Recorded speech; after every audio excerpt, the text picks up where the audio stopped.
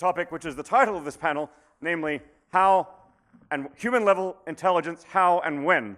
So your best guess on the when question, what's the point? How many years from now is it, are you, say, 50% confident that we'll have achieved core-level capacities of human-level intelligence in AI? And your best guess as to the kind of technology that's likely to get us there. So you three have spoken already. Anca? All right. Do you have a mic? And 2 minutes each. Thank you. I think I'm supposed to be the robotics curmudgeon among this lot and say, oh, it's going to happen in much longer than you all think. It's unclear. I mean, of course, it will happen eventually. There's no reason to believe that we won't be able to figure it out at some point. But I think I'm a little bit more skeptical than the 20-year sort of timeline, maybe because even though I think function approximation is great, and it's great that we finally cracked supervised learning and so on, and made quite a bit of progress on model-free reinforcement learning, I'm not sure if you can take general artificial intelligence and turn it into a problem formulation that we know how to solve using these techniques right now. I liked a lot what Yann was saying about going towards more model-based things, and I think that's part of the track to get us there. I just, what's the reward function? I don't know. So that seems tricky.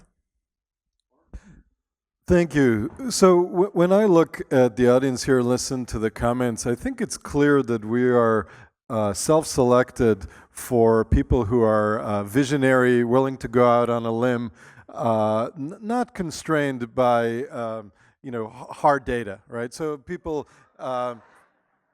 and that's not to say, I mean, that's how we've been successful, right? That's not to say, right, if Demis and his folks listened to the conventional wisdom, they wouldn't have gone after Go, right? It's too far out. So that's not a disparagement, that's just an observation. I hear a lot of people saying things without hard grounding in data. So my first point is to answer these questions, I encourage people to look at people's answers and ask, is this based on real data, or is this based on, hardcore, intense speculation? And a lot of the things we've heard are based on speculation. So on the question of when, I would say that the data is actually pretty clear that it's very slow going. So again, Demis talked about a phenomenal, right, technical achievement that we're all proud of, even those of us who had nothing to do with it. At the same time, right, what did we do? Right, we went in roughly whatever it is, 20 years from solving chess to solving Go. And of course, AGI is much broader than that, everybody acknowledges. So my answer to when is take your estimate, double it, triple it, quadruple it, that's when. On the question of, and my reason for that is let's look at the data. Let's look at how slow, arguably, our progress has been so far. On the question of how, clearly deep learning and reinforcement learning and the techniques that we've heard about are absolutely incredible. And to me, it's equally clear, and this is not a database thing, this is my prior, is that we need more than that, right? We do need, there is room for symbolic AI, for reasoning, for common sense knowledge. I don't think there's disagreement about that.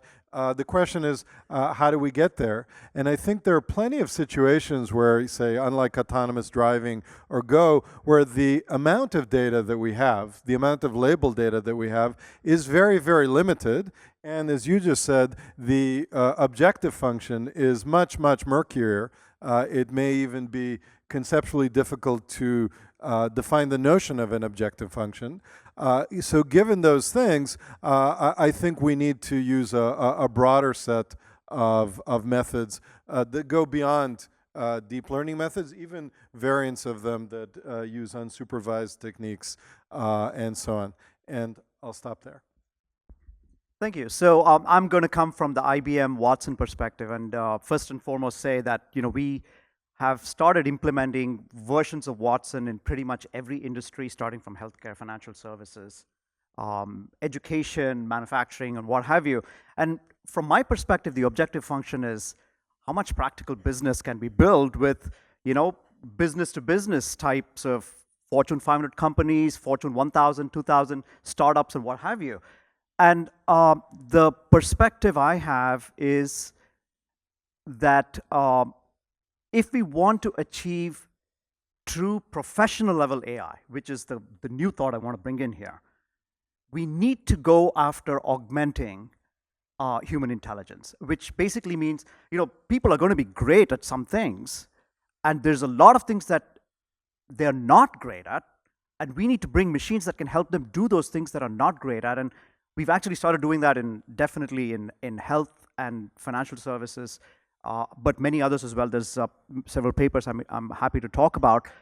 And it's not going to happen through, in my mind, through going after the AGI goal right away. It's going to happen through narrow intelligence, but done many times over, systematically, finding the common ground and creating platforms that can then help us build more narrow, or more versions of narrow intelligence-based systems that can help people truly actually solve problems. And to that end, we are essentially building this API-based platform that can help other people build more applications. And to the question of when I think we will reach human-level intelligence, I think in many areas we already have. We've exceeded them in many of these narrow areas. And in fact, that's our goal if we were to effectively augment human intelligence. But I think in terms of AGI, in the very, very general sense, I don't think it's going to happen in my lifetime, based on my practical experience of the complexity of the real world in all of the implementations we've done so far. Not more than the average, let's say. Let me first address the when question. Since my teenager times, I have been claiming that I want to build something that is smarter than myself, such that I can retire. And my retirement age is 2028, which means I should probably stick with that. Except there's a little caveat. In Switzerland, the people are getting older and older, and so they're raising the retirement age all the time. Let's see how long it's going to take. How? It's clear. We are going to have two recurrent neural networks which are interacting. One is the controller, which takes in the video and the other sensory data and the pain signals and the hunger signals from the battery. And it's going to translate that, as always. We have been doing that for 25 years, into a stream of actions that lead to success. And then it's in a partially observable environment, so there is no... don't have a board game situation like in backgammon or in Go, but we have to memorize previous things to make sense of the history of the inputs, to do the right next thing at a given point in time. And then we will have a separate world model. We already have it, a prediction machine, which is in general also a recurrent neural network, which learns to predict what happens next if I do that and that. And it's being trained on all the data that you ever observed during all these trials and failed trials and successful trials. And then you do predictive coding, something similar, to compress and to extract the regularities. And then the first guy, the controller, is learning to extract the algorithmic information contained in the second guy to more quickly solve new problems. So they can learn one new problem on top of the previous skills and so on, and become a more and more general problem solver, not only by looking at externally given tasks, but by doing this artificial curiosity thing, which essentially is you give the system the freedom to define its own tasks by coming up with experiments that lead to data that hopefully has the property that you can learn something about the world that you didn't know yet. Artificial curiosity, find new regularities in the environment. You have to conduct active experiments to get the data, where you, for example, then discover new physical laws and so on. And the whole thing augmented to something we have been calling learning to learn, or meta-learning, or recursive self-improvement, where the goal is really to not only maximize performance in some domain, but also improve the way you learn itself. Stand up. This is a great question. The future is always fun to speculate, and you cannot answer the when question without the how question. And then you can't answer the how question without deciding what path do you want to have be the how question, not just what ought to be or might be. And I think we can say with some good evidence, with some good backing, what a good path to how to human-level AI. First, what does human-level AI mean? I think, to be clear, we mean the best of human performance-level AI, right? And I think that there's going to be a milestone that's the important turning point in history when we bring best of human level performance to not AI, but to humans.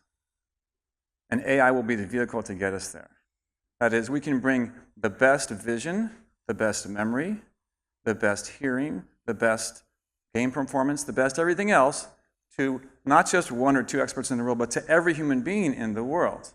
Whether they have all their hands and legs working, all their ears are working, even whether all of their brains are working, even whether they have an IQ above average. That's where AI is going to, that's the target. If we choose that path, then how do you get there? Well, what you do is you say, AI's job then is to bridge the gap between we, mortal, feeble-minded, feeble-bodied humans, and what it takes to hook into that power that gets the best performance to anyone. And that means understanding human speech, understanding human conversation and language, understanding human intent in an interactive conversation, understanding when humans can and cannot see, and then when to augment a human, understanding how humans fail when they get in groups, a major problem, right? So I think that's where we're going to go. And see now, then I've turned into Ray Kurzweil. So you get to this point where we have this sort of human-centric AI that gets us all of us humans as good as all of us humans. And then at that point, it's unpredictable. Because if you could do that, there's no sharp turning point. Once you can hook us up to the things that make us as good as any humans, then it's the Kurzweil's fantasy is the point. Right? At that point, you're only limited by how good the AI can get. And then I can't predict that. Thanks. Okay, next I wanted to ask about obstacles to current methods and where they're likely to hit a wall. The current methods a lot of them are based around deep learning, or maybe deep learning plus, combined with reinforcement learning, adversarial training, whatever. And I've heard at this conference a very wide range of views on this. From deep learning plus is basically going to get us all the way to human level AGI. After all, it's just an optimization problem in a high-dimensional space, and that's what deep learning is great at. All the way to the view that says, oh no, it's just picking a bunch of low-hanging fruit, some relatively trivial problems, and once all that low-hanging fruit has been picked, then there are massive challenges ahead, and we still need three or four amazing new ideas. So I'm just interested to get the range of perspectives on the panel as to what the big obstacles and challenges are going to be for current methods and where they're likely to hit a wall. And maybe we can hear from both skeptics and proponents of deep learning on this. Yes, more microphones would be great because it means we will not have to just pass it straight down the panel in a mind-numbing way, and people can come in when they want. Who'd like to come in on this? Let's start with Yoshua. So I think both that what we've learned with deep learning includes very useful concepts for machine learning, and machine learning has been growing over decades by adding new and useful concepts. And I believe that many of the basic concepts we've shown to work so well will stay, but that we also will hit hard walls if we don't add more fundamental progress. And in my presentation and Yann's presentation, we talked a lot about unsupervised learning and common sense reasoning and so on that require probably more. In particular, I mentioned that I believe that our current systems don't do a good job of discovering abstraction, even though that's the goal of deep learning, and we've made some progress. We're very far from what we need to get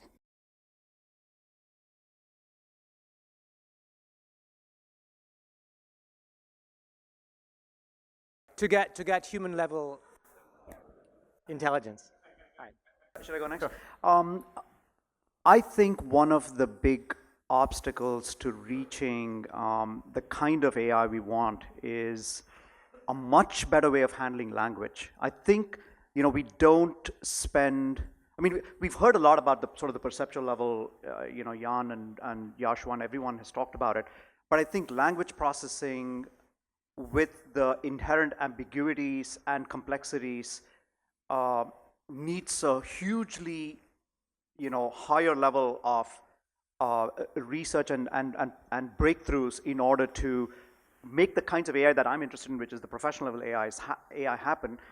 Just consider, for example, the level of ambiguity in language that describes, let's say, a law or a regulation or a doctor's notes or an accountant's rules, right? So these are all encoded knowledge that comes from a certain area that assumes a huge amount of human common sense, which is very, very difficult to get computers to understand. I mean, a lot of my colleagues in the room who I work with regularly, and I'm looking at Josh here, we are working closely to figure out how to encapsulate this kind of knowledge. So just to finish, I think this is not going to be a single approach.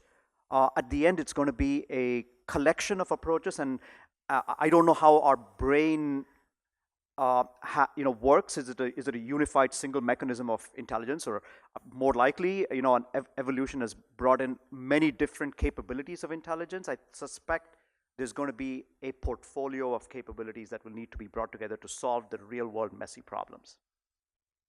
Yeah.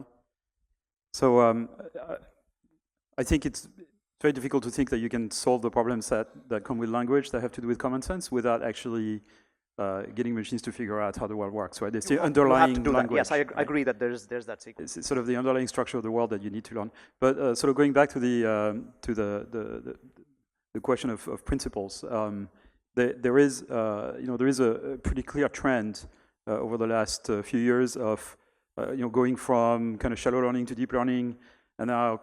So from shallow learning to deep learning, we went from learning the classifier and handcrafting the feature extractor to learning the entire thing end to end.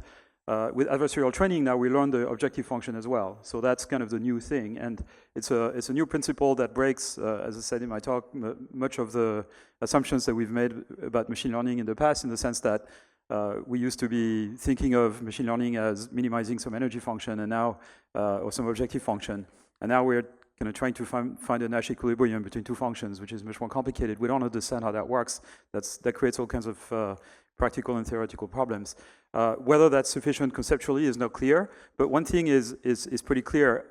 The whole concept of optimizing an objective function is at the root of pretty much everything that we do in this business. And then the next question you have to ask is, how do you do that optimization? Is there a way to estimate gradients, for example? So gradient descent seems to be much more efficient than we thought it would be, or that many people thought it would be. Even in the 50s, Minsky and Selfridge wrote a paper on how in-climbing was doomed to failure because of local minima. It turns out not to be a problem, actually. But it took 50 years for people to figure it out. So is minimizing an objective function or finding a Nash equilibrium kind of the right, sufficient as a paradigm for learning? Not entirely clear. How do we deal with uncertainty? So again, adversarial training is a way to handle this. There's many other ways, many of which have failed in the past. Is there any kind of new concept that we need? It's not clear. So to me, the obstacle to AI is that we have this big mountain in front of us that we need to climb, which is learning world model and learning predictive models under uncertainty, with uncertainty in the predictions. We just don't know how many mountains are behind it. It could be the last mountain, there could be another 50 mountains behind it that we don't see. And so that's why I'm very reluctant to make predictions about how long it's going to take to reach human level AI. The 50 mountains can be the 50 capabilities that can be 50 capabilities that Guru is talking about, or it could be other problems that we're just not seeing at the moment. But it could be simpler than we think. Vision actually started working much better than people expected with convolutional nets. So we just don't know. Same with Go, right? It kind of worked better than we expected. Great, thanks. Anca, do you want to come in? Yeah, there seem to be some obvious things. Like if we think about going from something like Go to the real world, and we have partial observability, and we need to think about transfer learning. So this elusive notion of extrapolation and what do you do in the sort of novel situations with novel tasks. So that's all fine and good. It seems like in hierarchical and long horizons and all of that appear in real world problems. I think one challenge for me has been defining the state space and the action space to begin with. It's obvious in some problems and not so obvious in others. And sort of to kind of go back to the thing that I actually know a little bit about, the interaction with people seems So the way we think about AI right now is we think about it in terms of, okay, I have an objective and I need to get better and better at optimizing that objective. And one thing that we've been finding, at least in robotics, is that focusing on this function is a little bit tricky when you actually want to deploy the system in the real world, because the reason you're deploying the system in the real world is because you want it to actually support some real people in some shape or form. And nowhere in our problem definition do we have people at all, right? They're completely missing. And so we usually leave people up to the user experience researchers and the human-computer interaction researchers as sort of an afterthought, right? We're going to work on the algorithm, and they're going to figure the rest of the stuff out. And that leads to all these challenges and really drastic limitation of the system.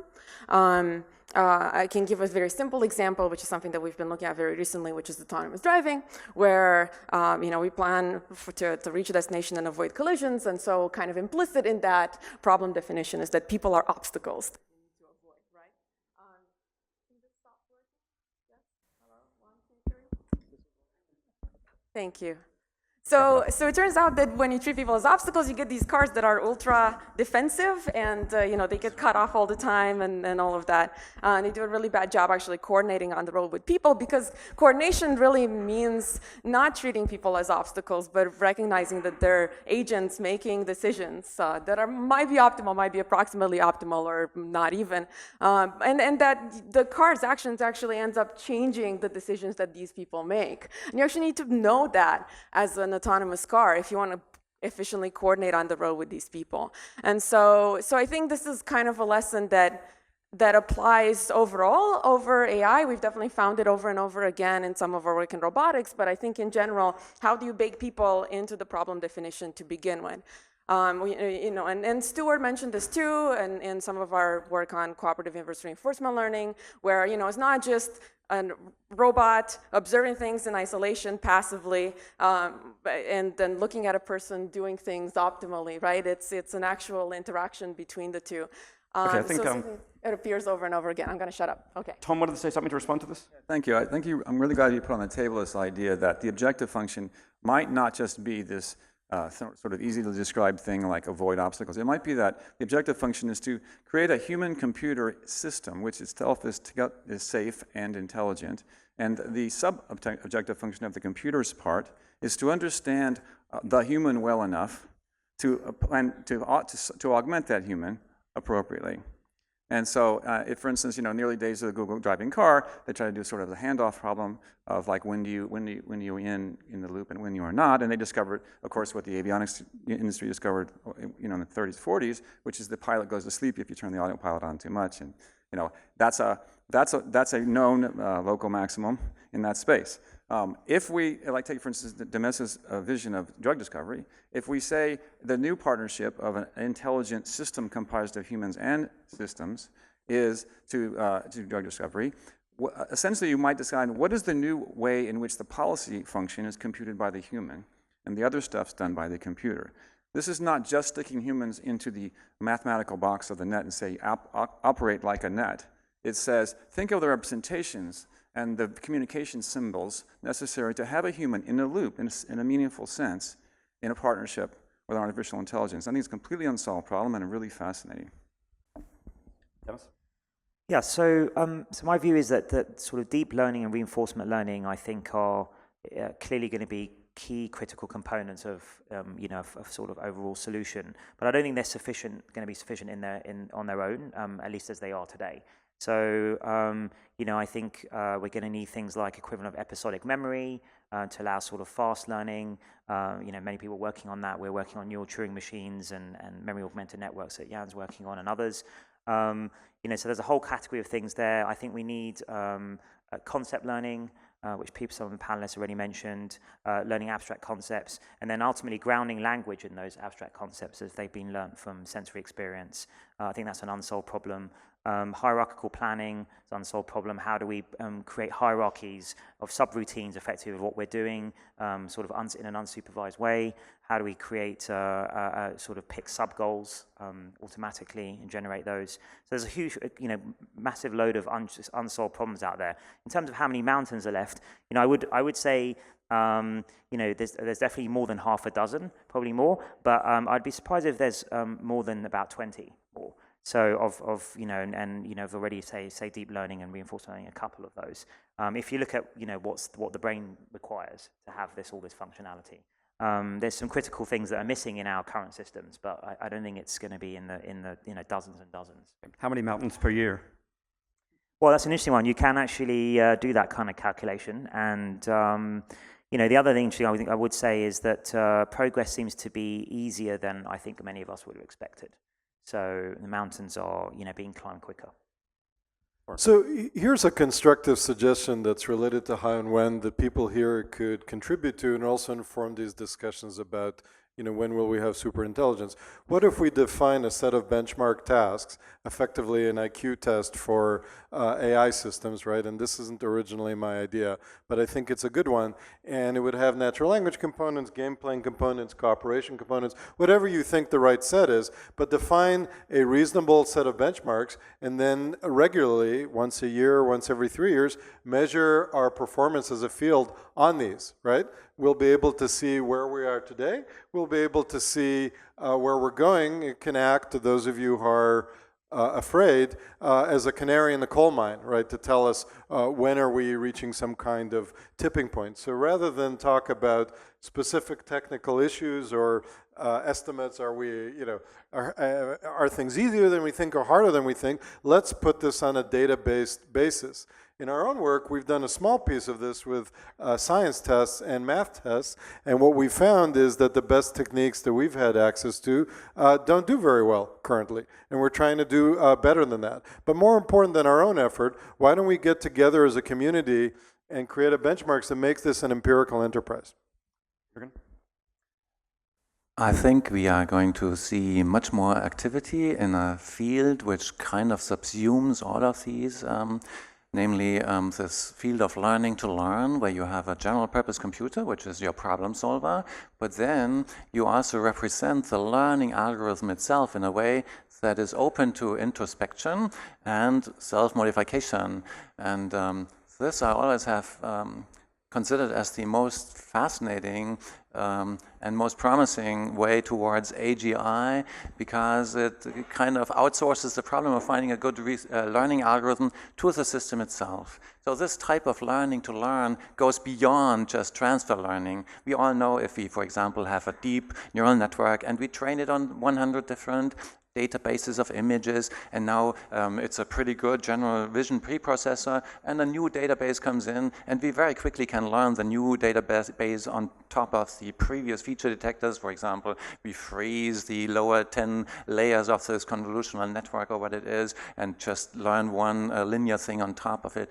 So that is the traditional transfer learning, which can yield one-shot learning and all kinds of interesting things, but that is just the traditional transfer learning. And the other thing goes far beyond it, where you really learn the method that you use to learn more, and you improve it without any limitations except the limitations of computability. And there are ways of doing all of this, and they, my diploma thesis of 1987 was about that, but since then all these improvements that we have achieved since then, they are going to unfold very soon, I think, also because computers are still getting 10 times better every 5 years.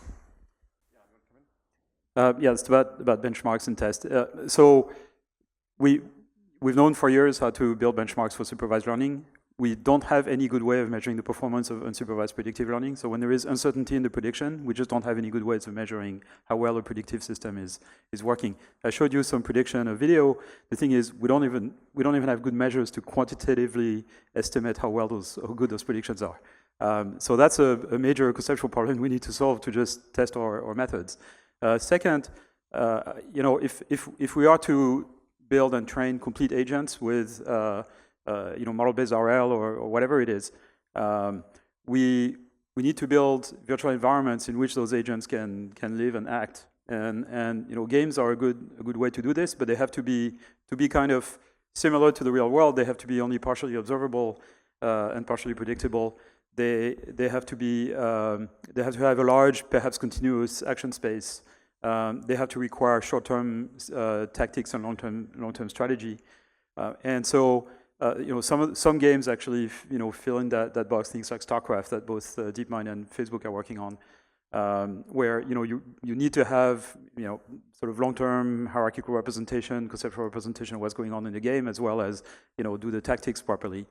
And you can't get away with tree search because the action space is essentially continuous. So that basically breaks all the assumptions that we've made so far with reinforcement learning, and that's what makes it interesting. A number of companies, OpenAI, Facebook, DeepMind, Google, have come up with virtual environments where you can basically simulate the physics. So you can put a learning agent inside of a physics engine or inside of a video game, and sort of have it learn. That could be good benchmarks, but it's still early days. Yeah, so I totally agree with Oren and Yann that benchmarks are essential for the whole of AI development, and that's been a key thing from DeepMind from the beginning. And obviously, we've used virtual games, virtual environments, because they're quite easy to benchmark with things like scores and so on, and agent-based systems, and seeing how much reward they collect effectively. I think the key, though, is picking the right benchmarks, obviously. I mean, I think we'd all agree benchmarks are a good thing, and they've driven the field. But picking the wrong benchmark can be incredibly damaging to research progress. If you pick something that's too hard, for example, and then you can't make any progress on it, or it's imperceptible progress, so it doesn't give you any directionality. So I think the key is to pick a problem that's not too easy also, obviously, but it's just in that sweet spot of challenging for your next set of objectives that you're trying to achieve from the functionality side. And then keep updating that benchmark as you go along. So, it'd be very easy to create a benchmark now of write the best novel that can win a Pulitzer Prize, but that's going to be impossible, obviously, for our AIs today. So there's no point in having that sort of benchmark. So I think that's the key thing, is picking the right level of difficulty for a benchmark that will challenge sufficiently, but not too much, your current state of the art. Okay, one last quick comment on benchmarks. Yeah, thank you. I also strongly agree that we need to have common benchmarks and for the whole community. But the experience we have from doing professional level AI is that most of the real world challenges are multitask, multimodal types of problems. Which means, think about a radiologist who needs to not only look at images and find anomalies, but also look at textbook knowledge about anatomy and physiology, and look at long-term longitudinal data for a patient over many years. And these are all different kinds of tasks and even subtasks within that.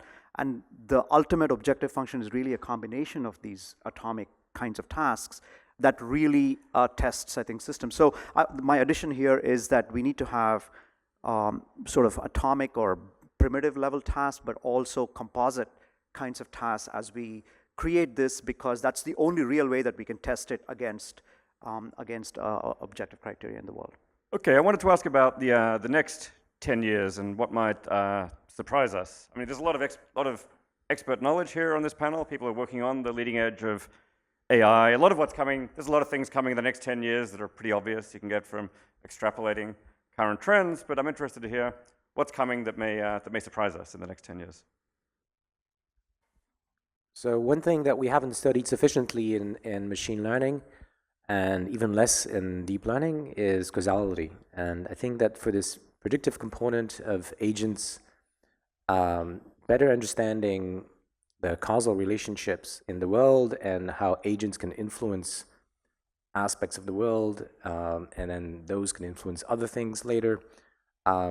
This is something that needs to be, we need to look more at. Of course, there is some work in machine learning, especially in the graphical models community, but we need to connect that better with the kinds of things we've been doing in deep learning.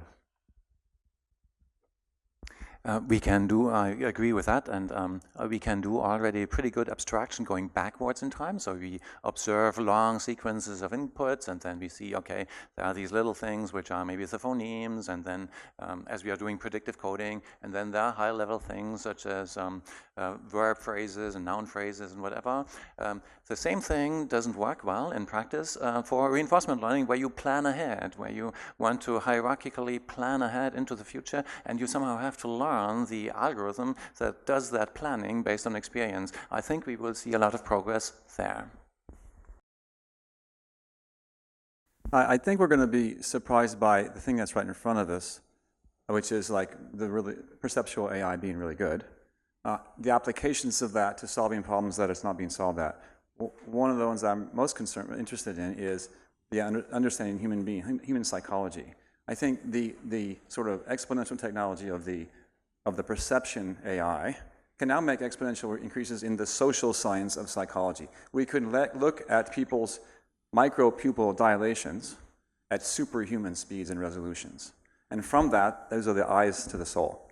There's a lot of information in that well, not the saccade, the dilation, but also saccades and eye gaze about what's going on in the human mind. There's information in the tone of a voice that some people are really good at picking up on. Computers could get really good at it because there's so much data now. There's all kinds of things about watching people move around in the world. All kinds of other signals like that, where we take what's already really good, supervised perceptual AI, and apply it to the worlds of understanding humans. And now once we do that, new capabilities, like Guru was talking about augmentation, new ways of augmenting humans so that either individually or collectively, they're doing fantastically better work than they could otherwise.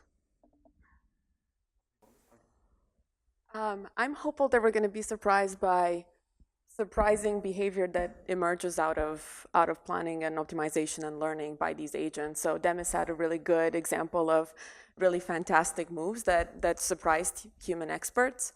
And I think that's important. These non-human-like behaviors that are yet very, very effective are really interesting and can teach us a lot. I have my own favorite of a car deciding to back up at an intersection to get the other person to go first, so as a kind of an incentive. So that was my favorite thing that I never expected my algorithm to ever produce. So those are, I think those are useful and that we can learn a lot from them. And also it shows that the human-like way is not necessarily the global optimum. So I think one thing that might become surprising, or even more surprising than it currently is today in the next few years, is the fact that machines are going, could start to be creative. So one thing we're observing with this generative model, adversarial training, etc., is that we get machines to generate pictures of things that don't exist in the world, and they seem to be doing a pretty good job at this, as good as a painter, perhaps a low-resolution painter if that exists. And we're going to see a lot more of this over the next couple of years even, and people are going to be really surprised by what this can do. And so this is going to be humbling for humanity, like AlphaGo, because we like to think that AI is going to take over menial things, and all the creative stuff is going to be sort of the realm of human activity. But we might have to revise that perhaps. In the next few years. One thing that I think makes sense to preserve as part of sort of human activity is creativity for the purpose of communicating with other humans. That really is properly human. So various forms of arts are basically means of expressions and communication from one state of mind to another.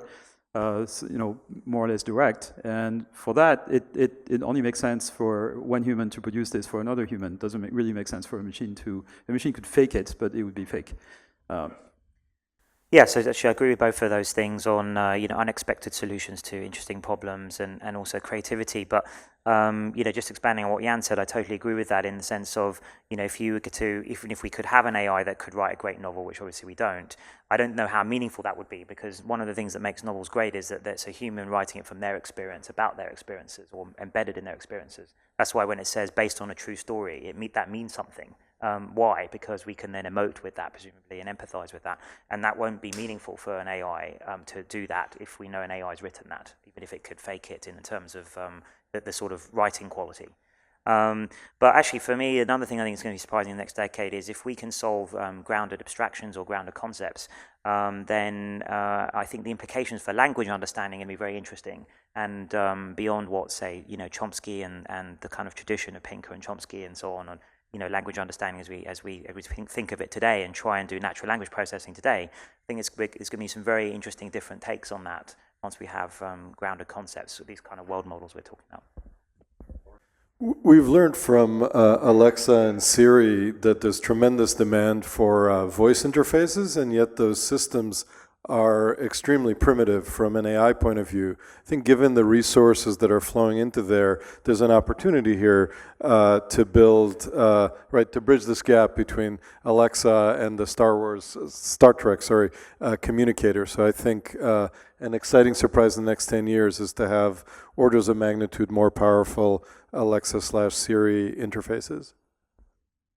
If I can take a different dimension than the core technologies that my colleagues and friends have talked about over here, I think at the engineering level, I think the discipline of software engineering that we have relied on for the last era has to completely change in the next 10 years in order to deal with this world of AI-based systems. I don't think our old world of software engineering is adequate by far for all of these things because of the trained models and the agility that we need, active learning and evolution of all of these systems, and the non-determinism and testing. All of those things have to change, and it's a huge area that I think we do very little of. I don't think this community even really talks about it a whole lot in an explicit way. I think we need to do a lot in that area, and I think it will change. So that's one perspective. The other perspective is from the perspective of a user. In 10 years, I don't think I would go to a doctor who does not have a Watson or some other AI system that will help them to do the work. In fact, when I look for somebody and say, is this person reputable? Is this person really modern? And I would ask the question, do they have an AI-based system helping them make their decisions? Whether it's a financial advisor or a teacher or a doctor or any other professional, I would probably not do it. So that's a qualitative change in the way we think about, I think, all kinds of work. Okay, maybe one more quick question before we throw it open to the audience, and this is the other end of the timeline. What is the development, such as if this came along, we would then have pretty good reason to think human-level AI, human-level AGI is just around the corner. What's gonna tell us, hey, it's coming in 5 or 10 years? Think hard, people.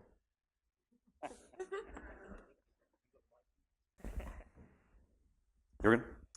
I think when we have a little monkey, then it will not take much longer than that, because the little monkey can do pretty much everything that I can do, plan ahead, look at its social context, and do all kinds of things. And I just can do more of that because I have 1 liter of brain and he's got only 1 cubic centimeter or something like that.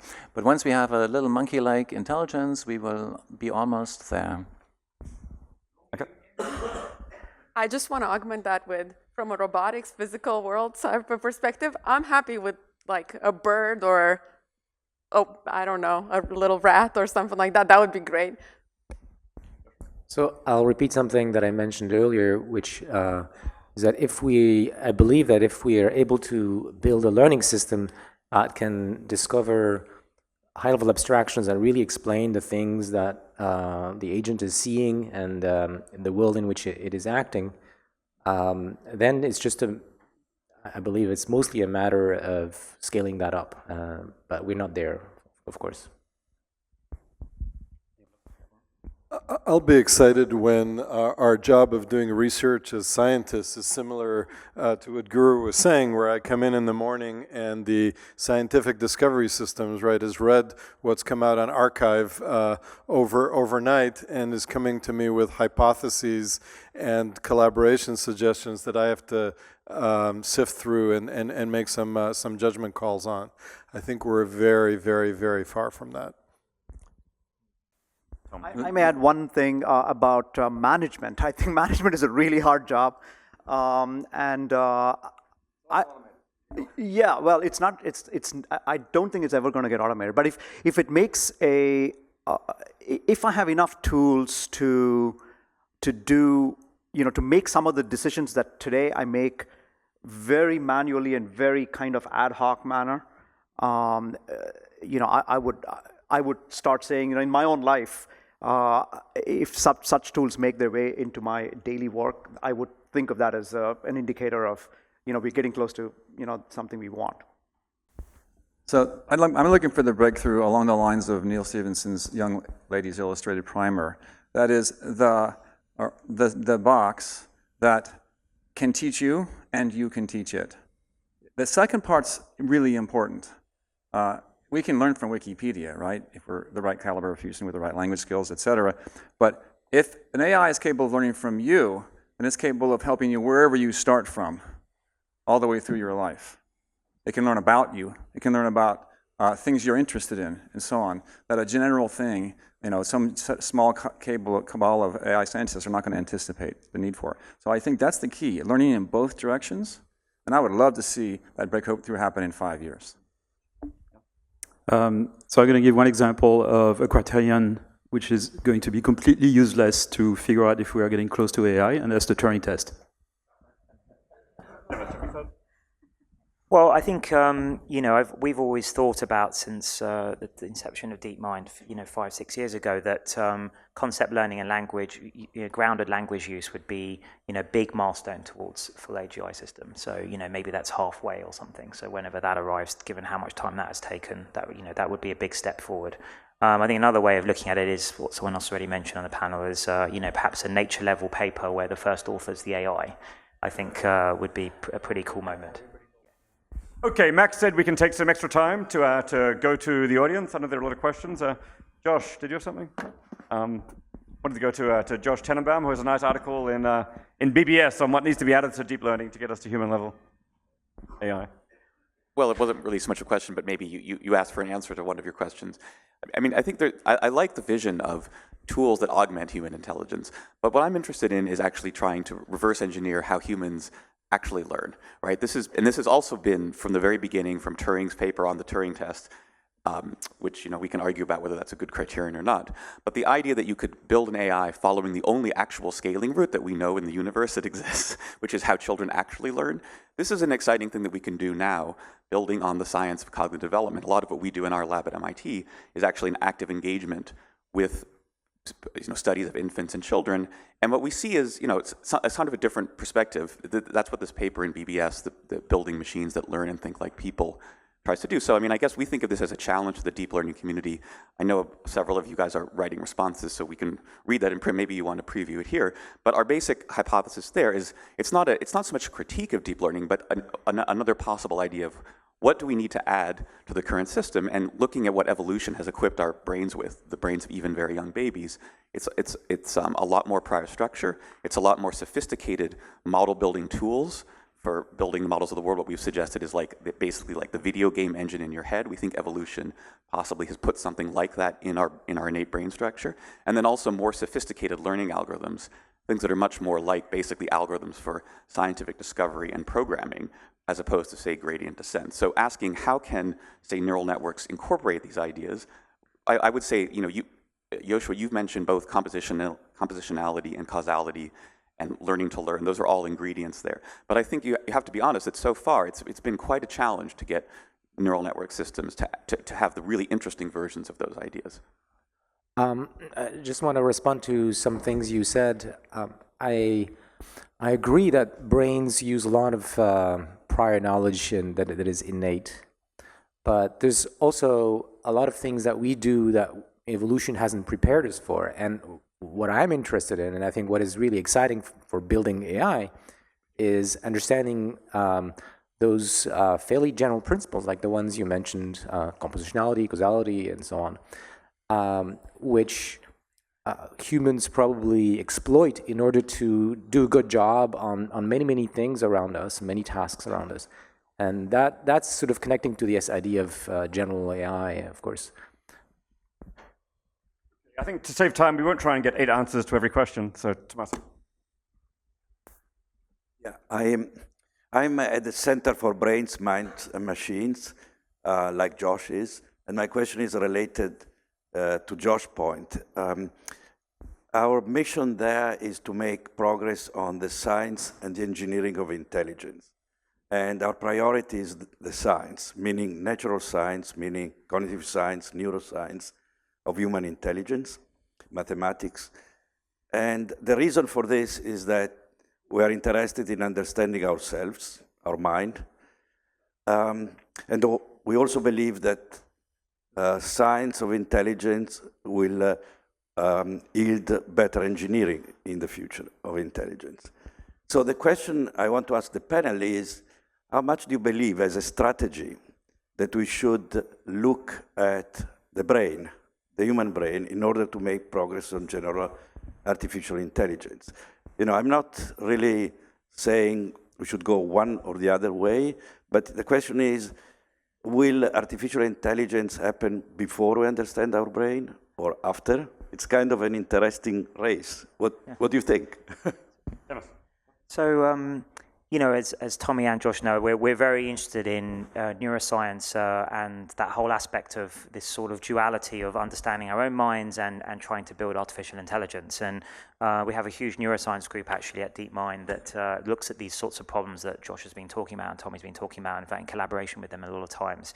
And, you know, we think that this sort of imagination-based planning that children use, you know, this sort of forward simulation of their world models is very key, and we need that. You know, in terms of like using neuroscience as an example, I think I'm a massive advocate of doing that as an inspiration for the types of algorithms and architectures and representations we should be aiming for in AI. But I don't think we need to, if the main purpose is to create AI, we don't need to slavishly be constrained by that. You know, we should just use that as another source of input, an incredibly valuable one. Obviously, the human brain is the only evidence we have at all in the known universe that general intelligence is possible. So I think it would be foolish to ignore that. But I don't think we need to reverse engineer it in terms of down to the synaptic level, which, you know, is sort of maybe more the attempt that the Blue Brain project at, you know, the European project is trying to do. So I always talk about it at the systems level, neuroscience. The sort of computational and algorithmic level of the brain is very important for AI development. And I think equally, ultimately, building these AI systems will, comparing their performance to the human mind will shed some light on how the uniqueness of our minds do certain things, like consciousness maybe even eventually one day. So first I want to vehemently agree with Demis. We agree on many things. And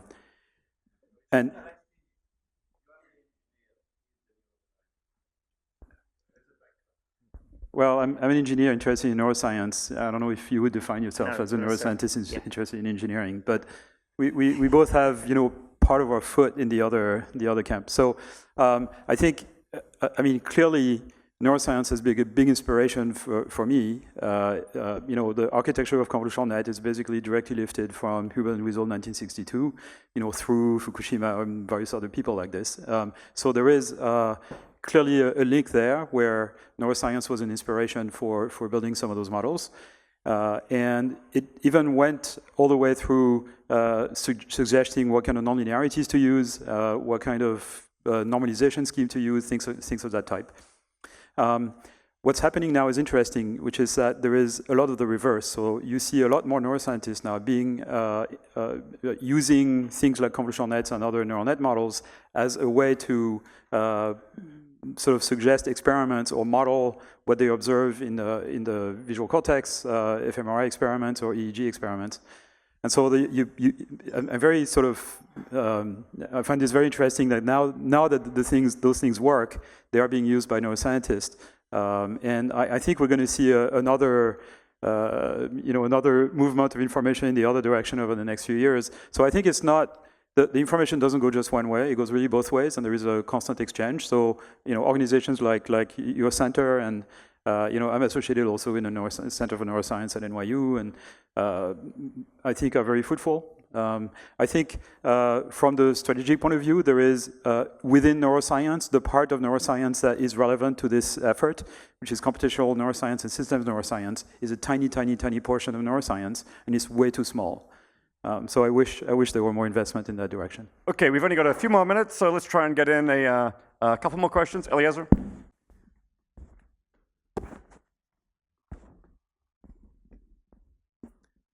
Eliezer Yudkowsky.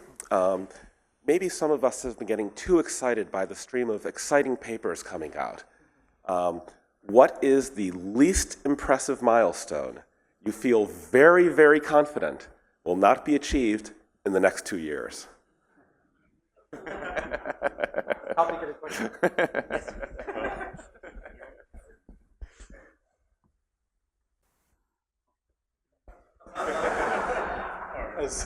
I feel quite confident that the Winograd schemas, right, where we recently had a result that was whatever in the 50-60% range, in the next 2 years we will not get to 80-90% on that, regardless of the techniques people use. We can all think of things that won't happen in 2 years, but is that actually the least impressive? I think that the fact that we're unable to those of you who are not familiar with that test, right, the fact that we're unable to decide what it binds to in a sentence, it's pretty damning for the people who think we're about to take over the world. Cleaning up a dishwasher robustly in any dishwasher with any dishes. It sounds like, it's just a dishwasher, but it's not coming in the next 2 years. I'd be really impressed. Yeah. Yeah. Actually, one there. José Hernández Orayo from Technical University of Valencia. It's good that we've heard about evaluation a lot and about benchmarks, but we've seen this term human-level AI many times. It's also on our list of principles that we have been discussing. And I think that Jurgen mentioned these monkeys. So I don't know if we can, so at some point we are just talking about the when of what, because that what, I don't think that we can agree on that what, and we can agree on how we can evaluate that what. For instance, just to make the question easier, would you agree on some kind of test or benchmark to say that a system has monkey-level AI? We do the monkey Turing test. We've already passed that one, right? I don't think we should agree on too many things. I think research is an exploration. Okay, other ones? There was one right behind you, Max. Thanks. Andrew Maynard.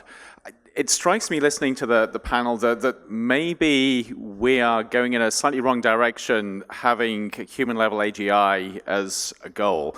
And I say that because it seems to be somewhat suboptimal in terms of social goals. And I want to ask whether you think instead we should be looking at symbiotic AGI in terms of developing AGI that not only directly benefits humanity, but also in a relationship that directly benefits the AGI. I think we're so early in the game that it doesn't make any difference at this point.